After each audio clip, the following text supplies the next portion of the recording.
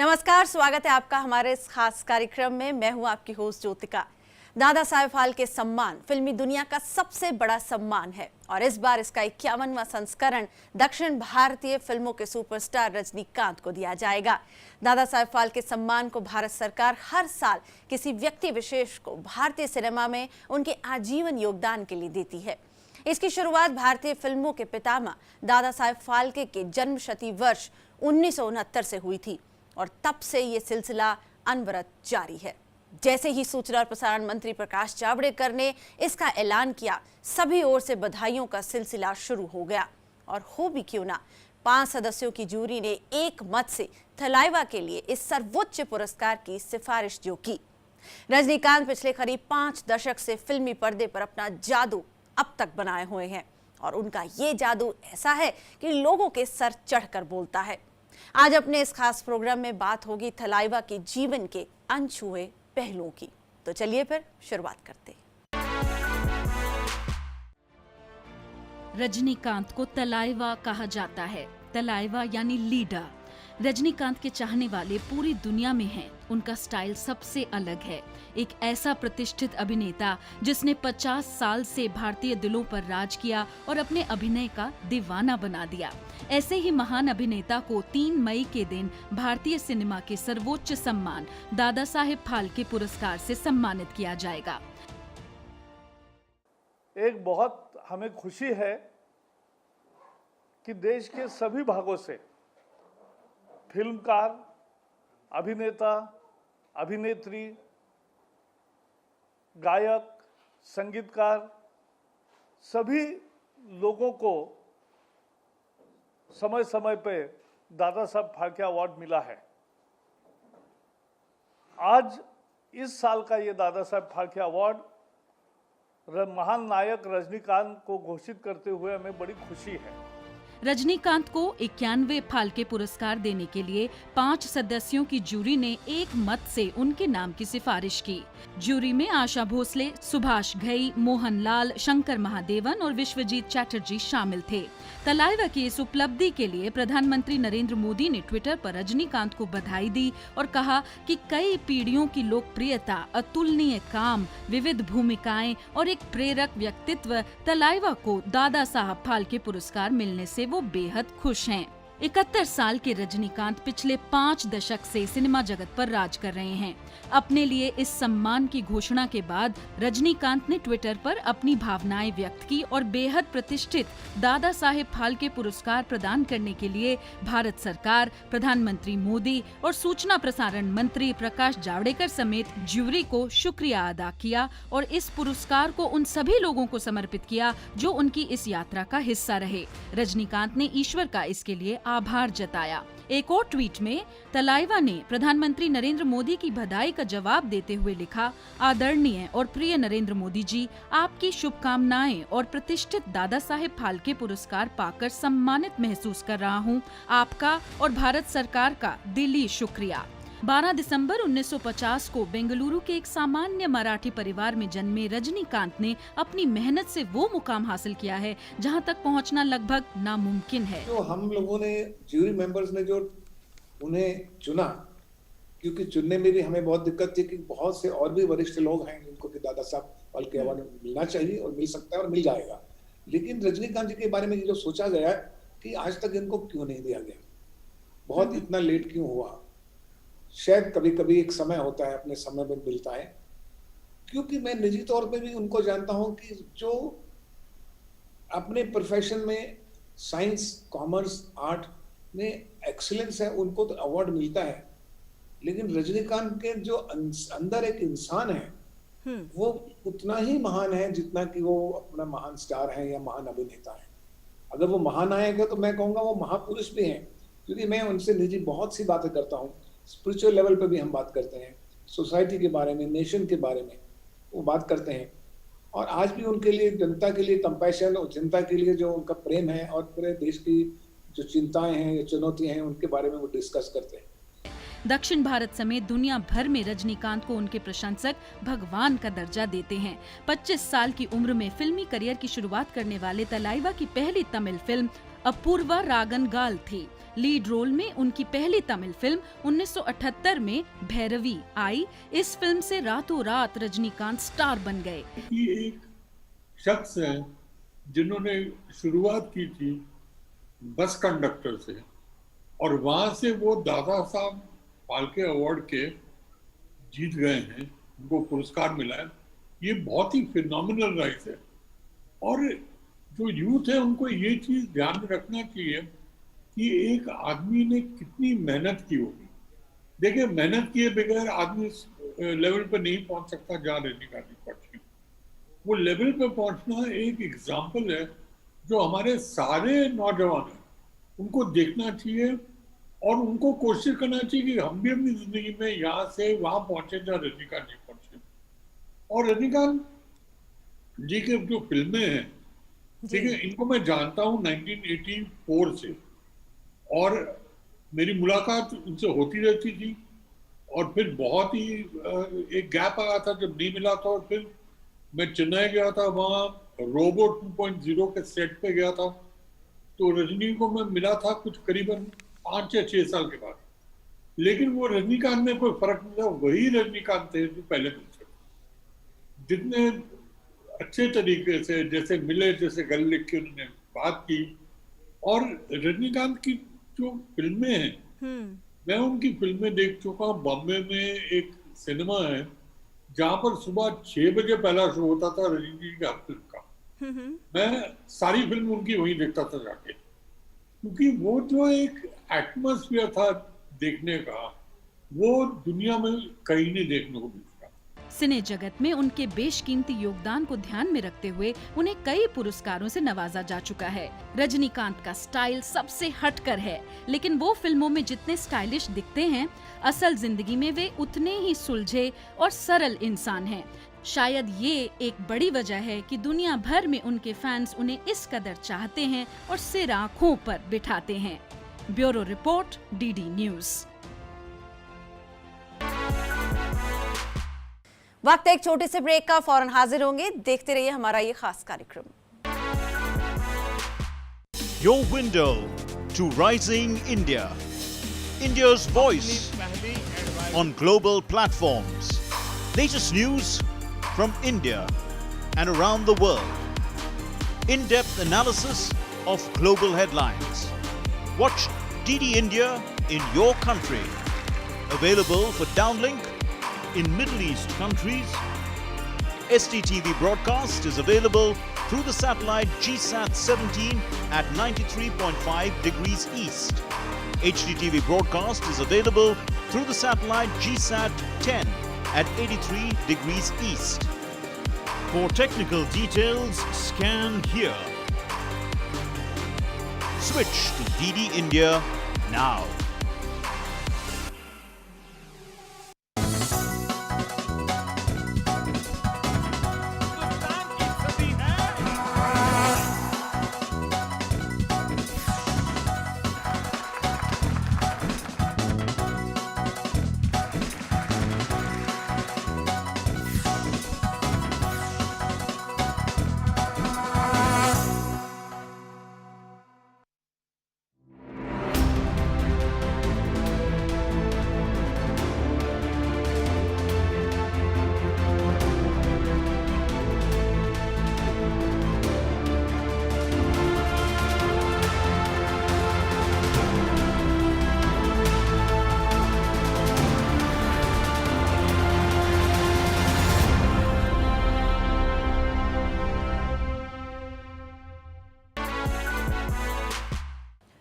रजनीकांत को साल 2019 में गोवा में आयोजित हुए अंतर्राष्ट्रीय फिल्म समारोह में स्पेशल आइकन अवार्ड से नवाजा गया।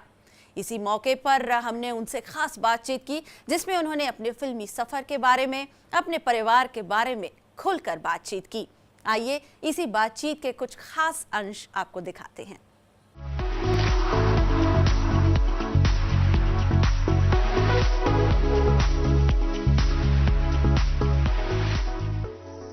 Welcome Thalaiva to Doordarshan News.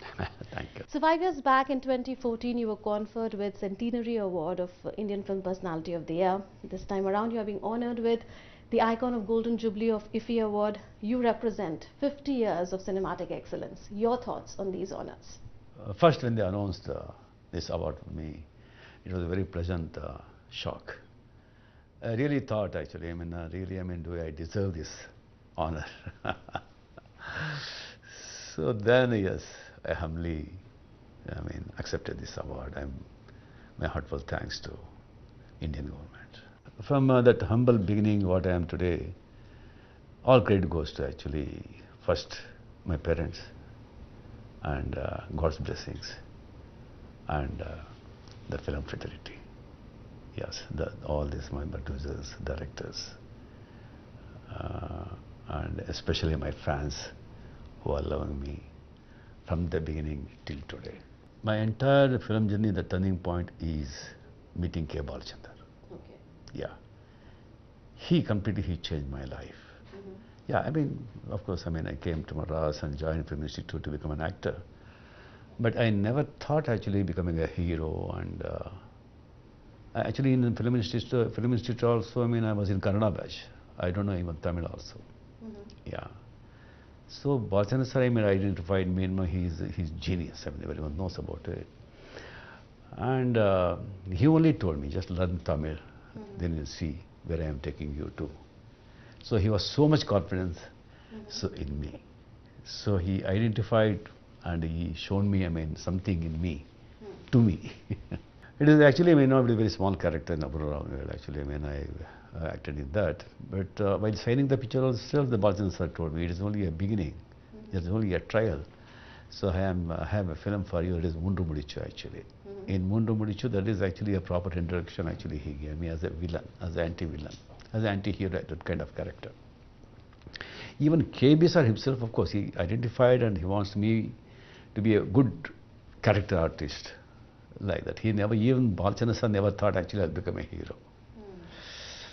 Then one person like Kalaignanam, so there actually, he came with the proposal of me. I offered me as a hero, and fortunately the picture clicked in a very big way.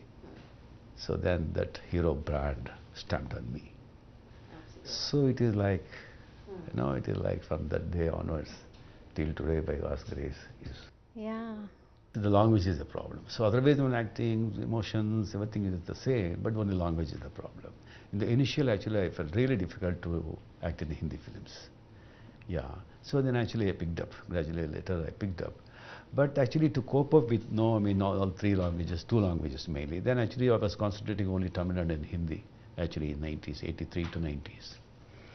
Then I find difficult, completely coping up with the here Bombay, because in Bombay, South is very, planned actually. Okay, now actually Bombay market has changed, then it was not like that. So then I felt difficult, then I stopped acting in Hindi films. Then I started acting only in Tamil. You are a director's actor, aren't you? Yes, I am a director's actor. So when the script comes to you, how do you decide how to go with it? You see the script, director, what do you see? Yes, first director's voice, the first preference. So then actually if any suggestions, I will discuss with him. So this is like, I would like to do like this. So if he accepts, yes. Yeah, so actually we improvise a lot, because basically I am from the Film Institute. Even Balachandar sir also, he thought. So just whatever director says, if you do that, why we need you? What is your, Input. your input. So actually we discuss, we improvise. So if everything is fine, so otherwise where there is need, we do that. No, in the beginning days actually, I made a point actually, in every picture I have to introduce some style, some gimmicks. Because it is easy to do a gimmicks or a mannerism for a villain. For a hero, actually it won't suit. For villain, no, yes. But a villain character, there is no boundaries. There is no limitation for a villain. He can do a bad character, he can do anything. Whereas the hero, there are so much limitations, right? So in every picture, I made a point actually to create some new gimmicks, new mannerisms, I used to work on that. Yes, the gate opening stunt, throwing the gate open, That is Kelly's, and that is the Balachandra's. flip of goggles. These are really legendary, so to say. So, do you give your own inputs while Our gimmicks actually I give my own. and you do a lot of practice, I'm sure. I do. Months and weeks. It depends on, sometimes it comes just like that, it will click. And sometimes we have to work, And sometimes we take suggestion from others also. Yeah. And the director who discovered you, like you said, was K. Balachandar. So, how did that happen? And he also remarked when he looked at you during an audition that this guy has fire in his eyes. Does that fire still burn bright? I don't know, you should say. Yeah, of course it does. From my perspective, from your fans' perspective, it does burn bright. It's God's grace, sir. It's God's grace, sir. But what keeps you going? That energy that you exude. That is, I enjoy my profession. I enjoy my acting. I won't take that as a burden or as a work like that. I enjoy it like a game. So that's why there's no tensions, nothing. That creativity, Creativity will come actually when you start enjoying anything what you do. You have to enjoy first. Yes, definitely. Definitely, actually, really, sometimes, it makes me very emotional. The way actually how they love me, the way actually they give love. I don't know how to give back that. So that for that, I will picture to picture. I do my level best to please them, to do something new. I try to please them. That is for their love. Only I can give back. I'm comfortable. I want to be comfortable. So in front of camera, I have to act, wearing all that and everything. So even off the camera, if you do that, what you do in front of camera, we feel like all the time, we are in front of camera. Right? Yeah. So I am very much.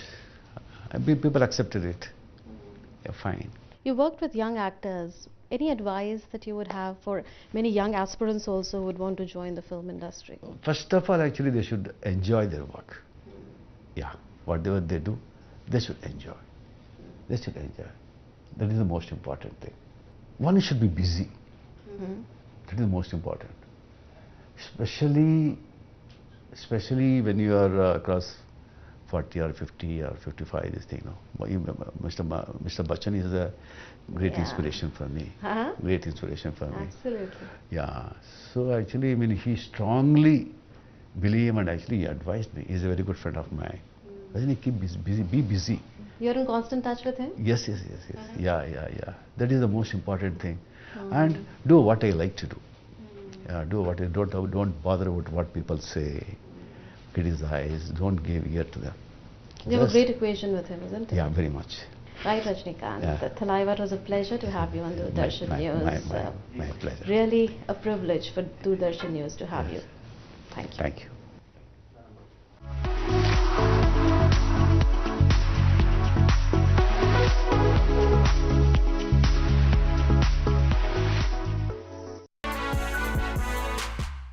वक्त एक छोटे से break का, फौरन हाजिर होंगे। देखते रहिए हमारा ये खास कार्यक्रम।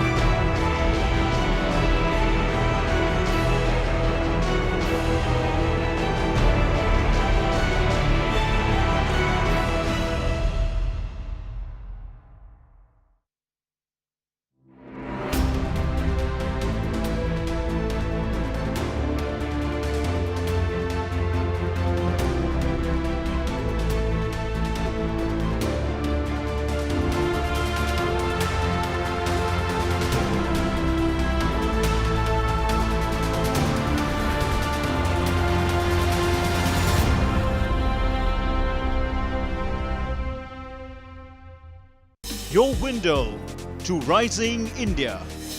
India's voice on global platforms. Latest news from India. and around the world. In-depth analysis of global headlines. Watch DD India in your country.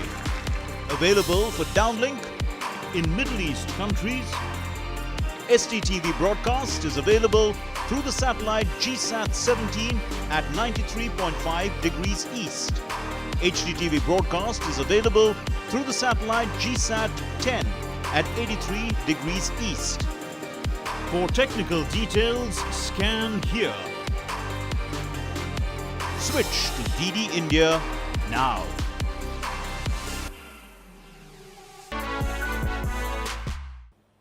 तलाइवा के फिल्मी करियर के कुछ खास अंशों पर नजर डाल लेते हैं फटाफट कि कैसा रहा उनका फिल्मी करियर। तो सबसे पहले रजनीकांत का असली नाम अगर आपको नहीं पता, उनका असली नाम है शिवाजी राव गायकवाड़। जी हाँ, ये है उनका असली नाम, बहुत कम लोग ये जानते हैं। 12 दिसंबर 1950 को बेंगलुरु के एक सामान्य से मराठी परिवार में उनका जन्म हुआ और वो दक्षिण भारत समेत दुनिया भर में प्रशंसकों ने उन्हें भगवान का दर्जा दिया, उन्हें भगवान की तरह पूजा जाता है। 25 साल की उम्र में फिल्मी करियर की शुरुआत उन्होंने कर दी और इससे पहले कई काम उन्होंने छोटे मोटे किए, लेकिन फिर फाइनली एक्टिंग की दुनिया में कदम रखा। 1978 में लीड रोल में पहली तमिल फिल्म भैरवी उनकी आई। उसके बाद 2014 में भारतीय फिल्म अभिनेता के तौर पर शताब्दी पुरस्कार से उन्हें सम्मानित किया गया। हालांकि ढेर सारे पुरस्कार उन्हें पहले भी मिल चुके हैं। वर्ष 2000 में पद्म भूषण और 2016 में पद्म विभूषण से उन्हें सम्मानित किया गया।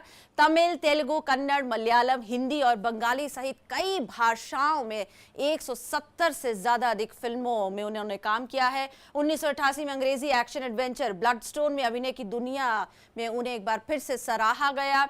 एशिया वीक की ओर से एशिया के सबसे प्रभावशाली लोगों में उन्हें शामिल किया गया।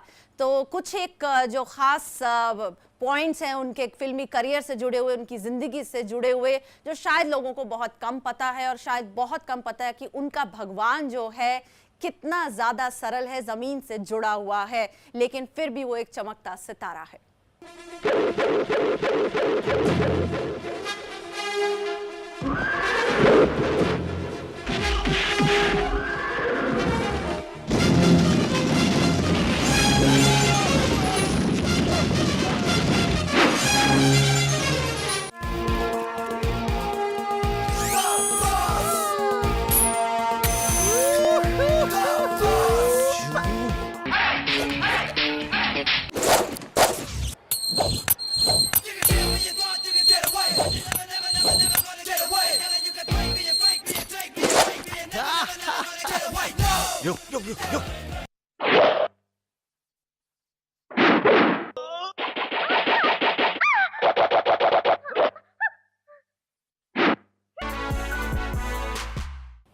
रजनीकांत का फिल्मों में एक्शन और उनकी डायलॉग डिलीवरी का भी कोई जवाब नहीं। उनकी कई फिल्मों के कई हिट डायलॉग आज भी सभी की जुबान पर हैं। Let's begin.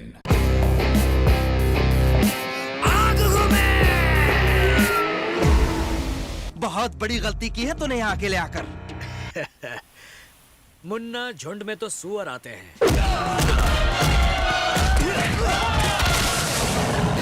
शेर अकेला ही आता है।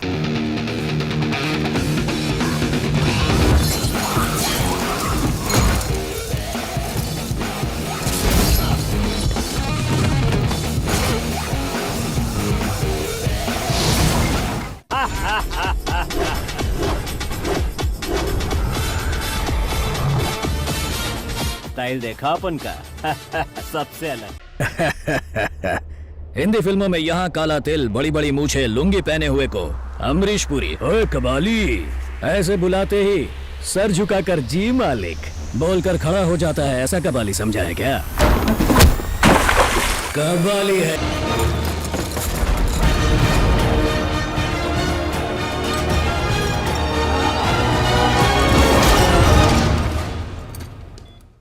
उम्मीद है आपको हमारा ये शो बेहद पसंद आया होगा। अगले हफ्ते फिर आपसे मुलाकात होगी फिल्मी दुनिया की कुछ नई गपशप के साथ। फिलहाल आज के इस खास कार्यक्रम में बस इतना ही। मुझे और मेरी पूरी टीम को दीजिए इजाजत। नमस्कार एंड टेक केयर।